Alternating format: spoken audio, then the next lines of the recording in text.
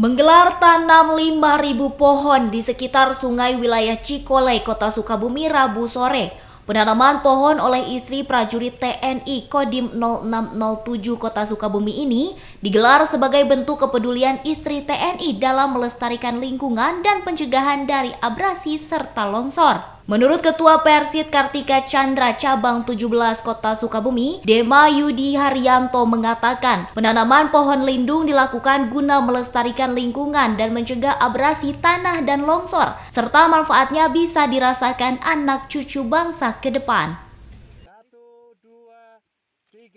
Kami dari Persit Kodim Kota Sukabumi melakukan kegiatan penanaman pohon di bantaran Sungai Cikole dengan harapan kedepannya akan berguna bagi generasi yang akan datang, bagi anak-anak cucu kita, terutama juga bagi masyarakat sekitaran Sungai Cikole ini.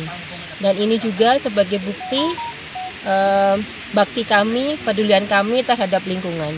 Mengapa kami tanam di bantaran sungai?